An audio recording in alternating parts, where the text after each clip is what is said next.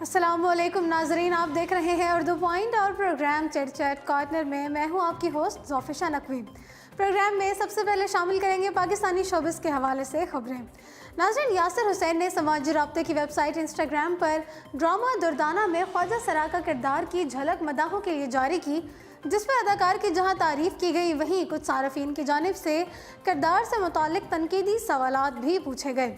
Social media صارف نے یاسر حسین کی تصویر پر سوال پوچھا کہ اس کردار کے لیے اصل خواجہ سرا کی خدمات کیوں حاصل نہیں کرتے، جس پر یاسر حسین نے سیدھا جواب دینے کے بجائے مداح کو یہ جواب دیا کہ آپ کو یہ جاب چاہیے۔ انسٹیپو نے یاسر حسین کی اس پوسٹ کو ٹویٹ کرتے ہوئے کہا کہ یہ یاسر حسین ہیں جو کہ ڈرامے میں خواجہ سرا کا کردار ادا کر رہے ہیں، لیکن جب ان سے سوال پوچھے گئے تو یہ دیکھیں کہ یہ نام نہاد تعلیم یافتہ اداکار کس طرح کے جوابات دیتے ہیں، کیونکہ زیادہ تر لوگ ایسے ہوتے ہیں۔ ایک اور صارف لیلا نے اپنی ٹویٹ میں کہا کہ کتنے افسوس کی بات ہے کہ خواجہ سرا سے نفرت کرنے والا شخص خواجہ سرا ہی کا کردار ادا کر رہا ہے، جبکہ لیلا نامی صارف نے اپنے ٹویٹ میں یاسر حسین کے ماضی کے تلخ بیان کو بھی دہراتے ہوئے ایک بات کا ذکر کیا۔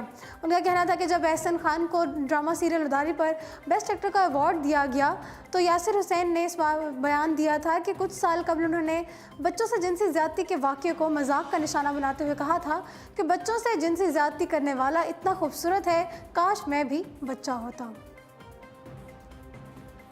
جنسی ہراسانی کے الزامات پر پاکستانی گلوکار علی ظفر رو پڑے۔ نجی ٹی وی چینل پر ایک پروگرام میں بات کرتے ہوئے علی ظفر نے کہا کہ مجھے نہیں معلوم کہ میشا شفیع نے مجھ پر الزامات کیوں عائد کیے۔ جس میوزک سیشن میں ہراسانی کا الزام لگایا گیا وہاں مزید 2 خواتین سمیت 11 افراد موجود تھے۔ اگر میشا نے ہراسانی کا سامنا کیا تو اس نے میری بیوی یا پھر گھر والوں سے شکایت کیوں نہیں کی؟ انہوں نے کہا کہ میں بے قصور تھا اور بے قصور ہوں۔ عدالت بھی میشا شفیع کے الزامات کو مسترد کر چکی ہے۔ علی ظفر نے بتایا کہ اب میں نے میشا شفیع پر حتیٰ عزت کا کیس کیا ہے۔ میشا سے پھر کہتا ہوں کہ اپنے ارد گرد موجودہ لوگوں کی باتوں میں نہ آئے۔ پروگرام میں گفتگو کے دوران علی ظفر خود پر عائد کیے گئے جانے والے الزامات اور اس پر سوشل میڈیا پر ہونے والے تبصروں پر بھی آپ دیدہ ہو گئے۔ خود پر آئے جنسی ہراسانی کے الزامات کے جواب میں علی ظفر نے بھی میشا کو عدالت کا سامنا کرنے کی ہدایت دی ہے۔ گلوکار علی ظفر اپنے پیغامات میں #میشا شفیع عدالت کا سامنا کرو کا استعمال کر رہے ہیں۔ پاکستان کے معروف گلوکار علی ظفر نے کہا ہے کہ میشا شفیع کی جانب سے کیے گئے جنسی ہراسانی کے کیس میں عدالت میں خارج ہونے سے وہ قانون کی نظروں میں سرخرو ہو چکے ہیں۔ انہوں نے کہا کہ وہ عوام کی نظروں میں ثبوت کے ساتھ میشا کا جھوٹ بے نقاب کریں گے۔ علی ظفر کا کہنا تھا کہ وہ ان کے خلاف چلائی گئی مکروہ سوشل میڈیا مہم کا پردہ چاک کریں گے۔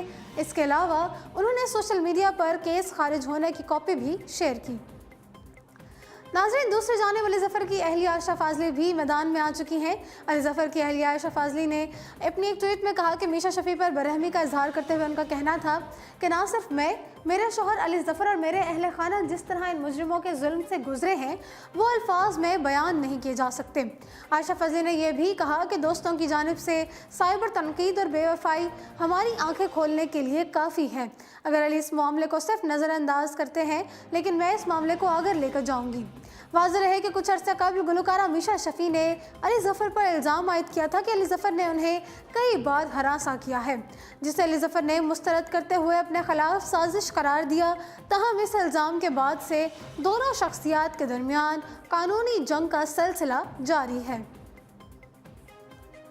ڈوبتی پاکستانی فلم انڈسٹری ایک بار پھر اپنی کامیابی کی جانب گامزن ہے، جو کہ بہترین کہانی اور لاجواب اداکاری کی وجہ سے پاکستانی فلمیں نہ صرف پاکستان بلکہ دنیا بھر میں اپنا کھویا ہوا مقام حاصل کر رہی ہیں۔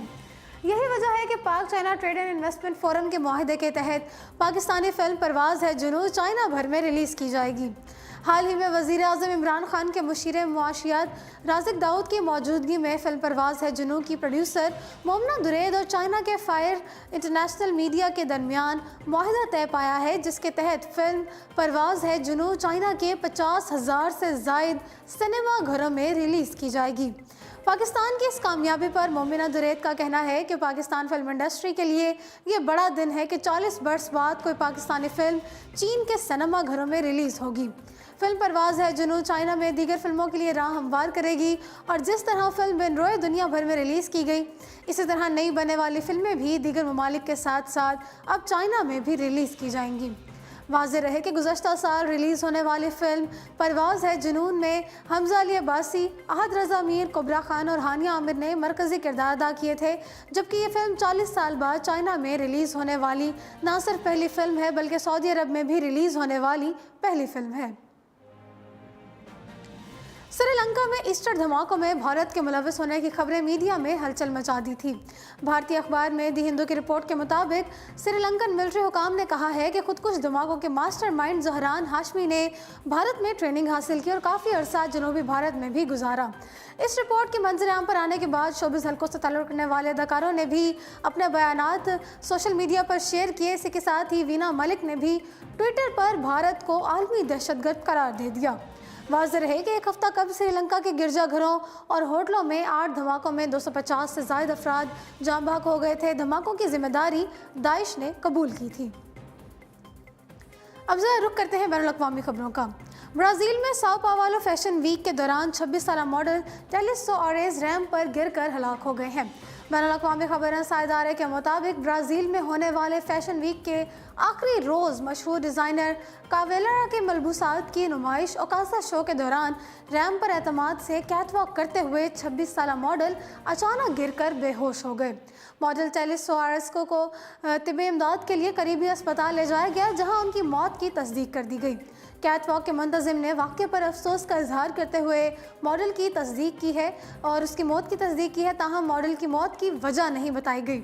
اوساکا شو کے منتظم نے بھی سوشل میڈیا پر جاری اپنے ایک بیان میں ماڈل کے اہل خانہ سے دلی تعزیت کا اظہار کیا ہے۔ ماڈل نے MGT ماڈلنگ ایجنسی کے توسط سے فیشن ویک کے لیے معاہدہ کیا تھا، تاحال ماڈل کی ہلاکت پر قانونی چارہ جوئی نہیں کی گئی۔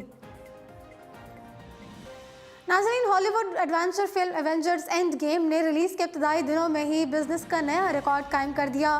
فلم نے اب تک دنیا کے دیگر ممالک میں $1.2 بلین کا ریکارڈ توڑ بزنس کر کے سب کو پیچھے چھوڑ دیا ہے۔